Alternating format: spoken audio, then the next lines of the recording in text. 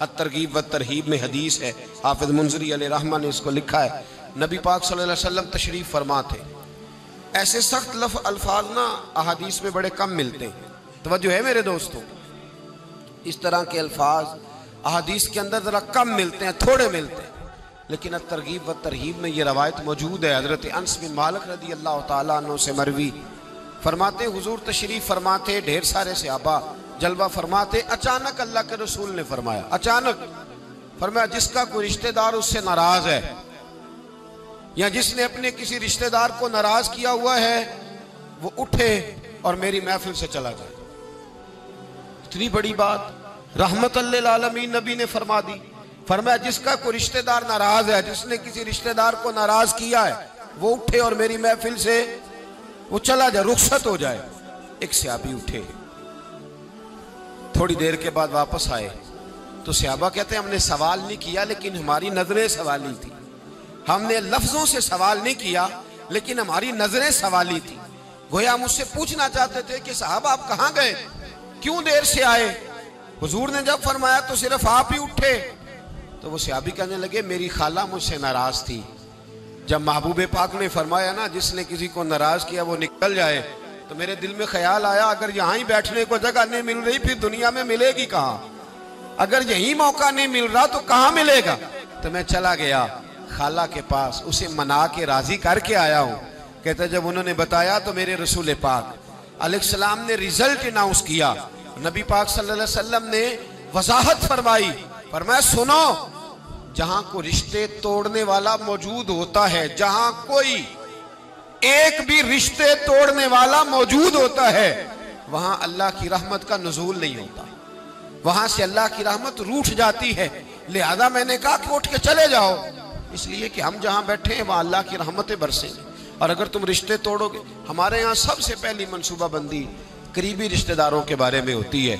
और फिर सबसे बड़ा मसला ये है कि ज़ाहिर अल्लाह तबारक व तआला की तक़सीम है, अगर किसी को बज़रिया इल्म थोड़ी फ़ोक़ियत मिल जाए तो बाकी सारे रिश्तेदारों को सारी रात ही जाहिल कहता रहता है, सारी रात।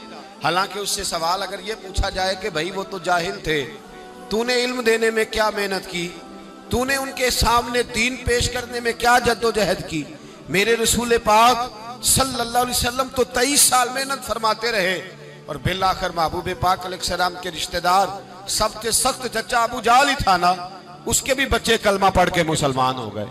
तो नस्लें आ गई हुजूर की बारगाह में, तूने क्या जद्दोजहद की इल्म देने के लिए, क्या जद्दोजहद। और अगर कोई कहे कि वो गरीब हैं, वो बिल्कुल छोटे हैं, तो फिर सवाल ये है कि भाई अगर अल्लाह ने तुझे वुसअत दी थी, तूने किस किस का हाथ पकड़ा और किस किस का बाजू थाम कर तूने उसे आगे पहुंचाया है, और किस किस का बाजू थाम के तूने कहा है कि आ जा, तू भी मेरे साथ आगे चल और तू भी थोड़ा सा हासिल कर ले।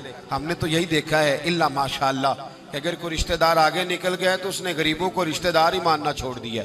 उसने कहा वो दूर के रिश्तेदार हैं, कभी रहा करते थे, अब्बा जी की जो है वो रिश्तेदारी थी उनके साथ, अम्मा का रिश्ता था, लोग रिश्ता ही भूल जाते। सिला रहमी इतना बड़ा अमल है, सिला रहमी का इतना बड़ा दीन के अंदर दर्जा है, सिला रहमी इतनी बड़ी चीज है कि मेरे नबी पाक सैयद आलम सल्लल्लाहु ताला अलैहि वसल्लम ने फरमाया, याद रखो जिसने अपने रिश्तेदारों के साथ सिला रहमी की और नेक खोई की और हमसायों के साथ अच्छा सलूक किया, तो समझ लो उसने शहर आबाद करने में किरदार अदा किया।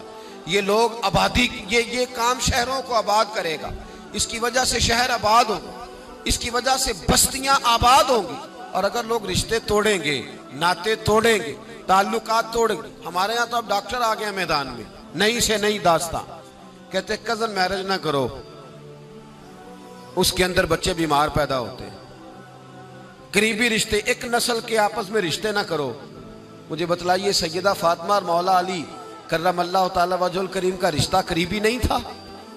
किस मकाम पर मना? हुजूर सल्लल्लाहु अलैहि वसल्लम ने खुद अपने सगे चचा की बेटी को दावत निकाह दिया, कहा मेरे साथ निकाह कर लो।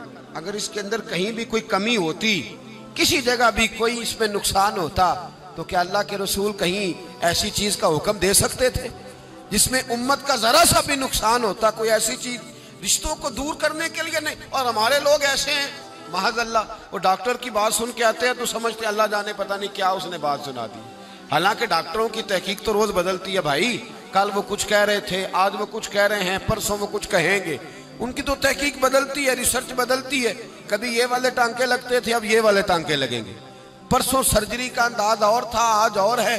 कल नई तहकीक आएगी तो और आएगा। साइंस तो रोज सजदा साफ करती है।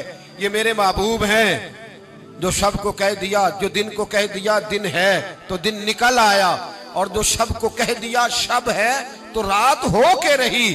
खुदा ने उनकी जुबान को वो इख्तियार दिया, जो निकली मुंह से उनके वो बात हो के रही। ये महबूबे पाक का कमाल है कि जो कह देते हैं वो हो जाता। खुदारा रिश्तों को बढ़ाइए, रिश्तों को निभाइए, ताल्लुकात को वुसअत दीजिए। कोई भी शख्स अगर रिश्तों को उनके असल मकाम पे रखेगा तो माशरे में फूल खिलेंगे, खुशियां महकेंगी, रोशनियां आएंगी, खूबसूरतियां आगे बढ़ेंगी, तवानाइयां पैदा होंगी। इंसान इंसानों से मिलकर मजबूत होता है। इंसान इंसानों से मिलकर एक अच्छा मुआशरा तश्कील देता है। रसूल कायनात सरवर दो आलम सल्लल्लाहु ताला अलैहि वसल्लम ने कंजुल माल के अंदर यह भी इरशाद फरमाया अगर तुम रिश्तेदारों से अच्छा सलूक करोगे, अगर तुम सिला रहमी करोगे तो अल्लाह तुम्हारी औलाद के लिए रिज्क के वसी मौके पैदा फरमाएगा। अगर चंद पैसे तुम किसी गरीब रिश्तेदार पे खर्च करोगे तो मालिक करीम तुम्हारे बच्चों के लिए रिज्क के वसी मौके पैदा फरमाएगा। तो याद रखे, कुछ हुकूक मियाँ बीवी के हैं। कोई शख्स वहां भी तकादा ना करे, कोई बहन तकादा ना करे कि मेरा भाई किसी भी तौर पर बीवी की कोई बात ना माने और सिर्फ वो मेरी तरफ ही तवज्जो रखे। कोई माँ ये तकादा ना करे, इसलिए कि उसके हुकूक भी अल्लाह और उसके रसूल ने बयान फरमाए। और कोई बीवी किसी जगह ये तकादा कतन न करे, किसी मकाम पर ये तकादा न करे कि वो कहे कि तो बहन की तरफ नहीं देखेगा तो अम्मा की बात नहीं सुनेगा। इससे आगे बढ़कर एक और बात है, उस पर भी जरूर गौर फरमाइएगा। अगर शौहर चाहता है कि मेरी बीवी मेरे माँ बाप की इज्जत करे, उनका इकराम करे, अच्छे लफ्जों में उनको याद करे, तो बीवी के माँ बाप भी माँ बाप ही होते हैं, उसके बहन भाई भी बहन भाई होते। अगर तू उनका नाम अच्छे लफ्जों के साथ पुकारेगा। हमारे माशरे में कुछ चीजें शर्म का बाइस है। कहते मुझे शर्म आती है, जुमला कहते, लोग छेड़ते, बच्चे बातें करते। मेरे रसूल पाक सल्लल्लाहु अलैहि वसल्लम ने फरमाया तेरे 3 बाप हैं। या रसूलल्लाह कौन से? फरमाया एक वो जिसने तुझे जन्म दिया, पैदा किया, जिसकी सुल्ब से तू है, और दूसरा वो जो तेरा उस्ताद है, जो तुझे खैर की तालीम देता है, जिसकी वजह से तू राह रास्त पे है, राह हक पे है, और तीसरा फरमाया वो तेरा बाप है जिसने अपनी बेटी दे के तुझे बेटा बनाया है। तो उसके हुकूक का तूने ख्याल करना। ये किस तरह की बात हुई कि तू बीवी से ये तो तकादा करे कि मैंने आज आके देखा है कि मेरी अम्मा बैठी, तुमने रोटी नहीं पूछी, और जब उसकी अम्मा आए तो फिर तेरे तौर तरीके ही बदल जाए, तेरा स्टाइल ही बदल जाए।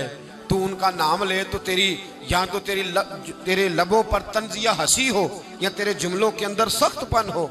ऐसा नहीं होना चाहिए। इंसान को हर रिश्ते को उसकी जगह पे रखना चाहिए, हर रिश्ते को उसका मकाम देना चाहिए, हर रिश्ते को उसका वकार देना चाहिए।